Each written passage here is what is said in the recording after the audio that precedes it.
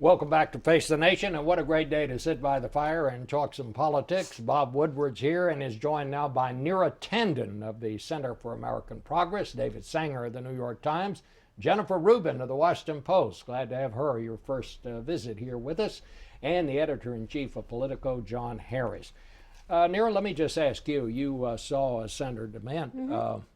What do you think the state of the Republican Party is right now? Well, I was actually optimistic by what he said. He could have taken on John Boehner. Heritage Action itself has been extremely critical of Boehner's leadership and his decision on the debt limit. There has been a civil war in the Republican Party, and I'm hoping actually the fact that Jim DeMint was not willing to call for the Speaker's ouster last week is a sign that perhaps there's a tamping down of that civil war, which would be good for governing for this country. We could actually get some things done. Hopefully next week, and in the next few weeks, we'll see immigration reform, other things happen because the civil war itself is tamping down. Jennifer Rubin, you always write from the right. What did you think of Senator DeMint this morning? I was a little bit surprised because, as Nina said, of course he is very much involved in the Civil War, and in fact Heritage Action, which resides in his building and of which he has great influence in, goes out on the stump and does campaign type events for them, is very much involved in this fight. And they have an attitude towards governance which is frankly unlike the Reagan administration, which or the Reagan movement, which he alluded to, and that is that they really seek to paralyze government in a very real sense. They did that with the shutdown last year. They had designs on doing it again. And I think what you've seen is a reaction, a backlash in the Republican Party since the shutdown. And I think there are many more mainstream Republicans, people who consider themselves good conservatives, Tom Coburn, for one of them, who was really attacked by these folks, and they're no longer willing to take that. They are running mainstream candidates.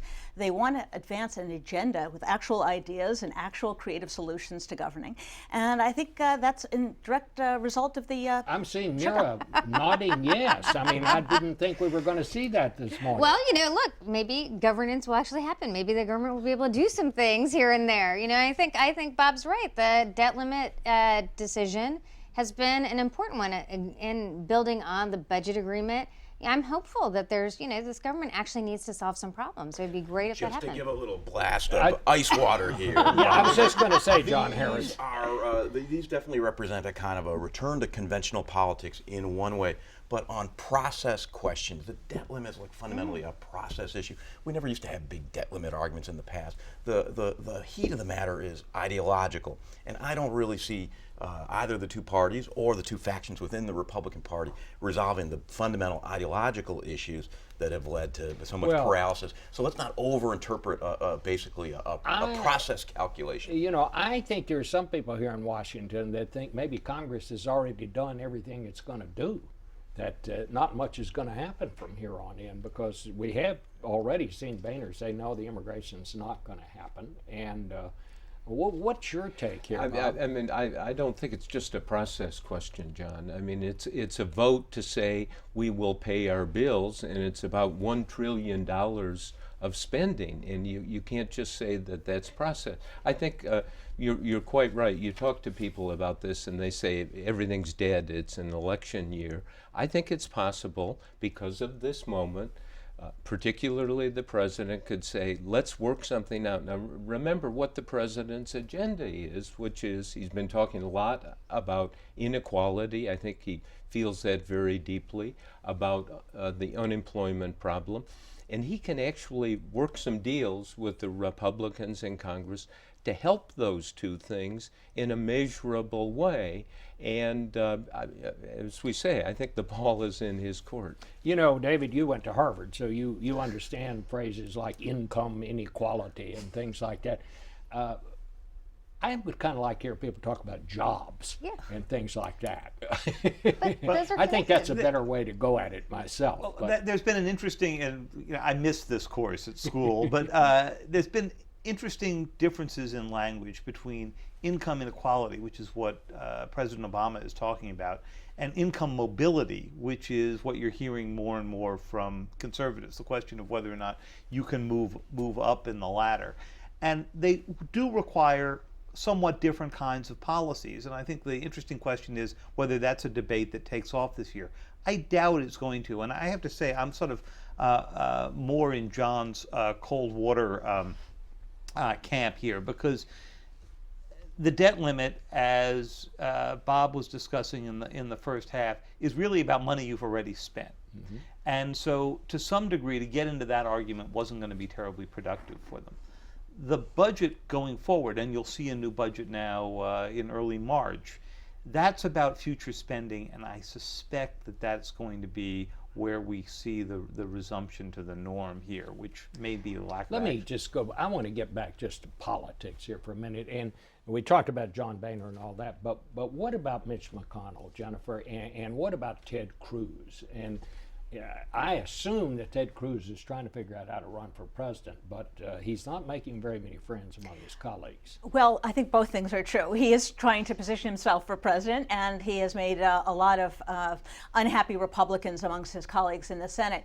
I think what bothers Republicans, and I had a very prominent economic type think tanker the other day say this to me, is what they resent is that he uses these events at the detriment of his party to advance himself personally. He didn't have an alternative in this latest struggle. He didn't have an alternative, as it turned out, in the shutdown last year. But he can grandstand. People like Mitch McConnell have to do the adult thing. They have to keep the country operating. And then he can crow that he's been the purest of the pure. I think there is a lot of resentment in the Republican Party, and whether that sort of destructive quality is enough to carry him with the Republican base, which is just mad as the dickens about everything, I guess will remain to be seen. But getting back to what David said, I think one of the problems why we're not going to see a lot of motion forward this year is because of Obamacare. The Democrats are struggling with this. The Republicans think they've hit a gold mine. They think that this can be the totality of their agenda going into the midterm election. I think that's wrong. I think they're going to need other issues as well. They're going to need a positive agenda.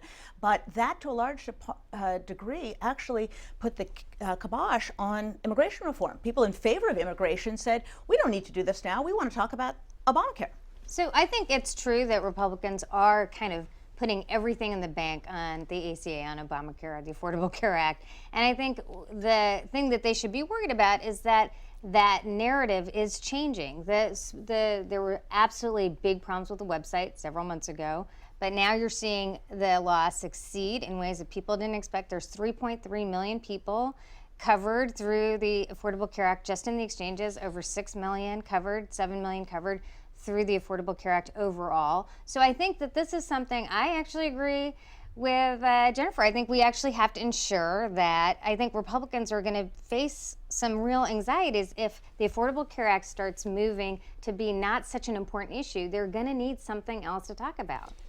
John Harris, on the Democratic side, is Hillary Clinton now going to be the nominee? I mean, everybody said, well, I don't know who else would even run. I mean, if you look at it just at the surface level, I can't think of anybody historically who's been in such a formidable position in terms of stature within the party, in terms of recognition nationally. Like, you know, they take these polls, and obviously they don't mean a lot this far out, but like, she dominates the field in a way that I just don't think we've ever seen.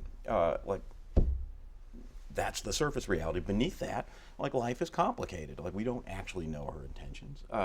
I think it's a very difficult position for her to be in as this sort of presumptive nominee in waiting, because we've seen over time, people tend to like Hillary Clinton in non-political settings. As a person, as Secretary of State, she became very popular. You put her in a political setting, which by definition it is if you're sort of a presumptive nominee, people don't like her as much. And so to sit there in that status, a kind of pregnant status for 2 years, that's a really big challenge for her. I think so. David Sanger, Syria, round 2 of the talks seem to have failed. We've talked mostly about domestic policy here, which is generally what we talk about, but there are some really important things going on out there and not altogether good right now. That's right, Bob. And, you know, I'm beginning to detect a change, not only in the administration's view, and they've been very reluctant to get in, but you heard a little bit of a change in the president's view. He gave a very long answer at a press conference with President Hollande, who was visiting for a state dinner, about Syria, in which he expressed huge frustration with the Russians, who have kept this discussion from even turning into a way to have a humanitarian corridor in. There are now estimates that there are up to 140,000 Syrian dead, and I think that There are many people in the Obama administration, and they've been very split about what to do, who now fear that they're going to have this great human tragedy on their record and on their hands. Do And you so think we'll do anything more than what we're doing right now? I think you're or what can we do? I think you're beginning to see more, but it's basically small turns of the dial. I think you're going to see more arms go to some of the rebels. I think they understand the rebel groups better now because at the Geneva II conference, they got to know a few more of these. I think that they are going to be putting more money into helping fund the fighters. But there's a big conflict with Congress right here on that issue because Congress has been very reluctant to provide more funds for fear that this would slip the U.S. into another conflict in the Middle East. What the president won't do, I think, is put any American forces at risk. All right. Well, we could talk about this all afternoon, but we have to leave it there. We'll be back with 1 minute to talk about Michael Sam and what does that really mean that he came out.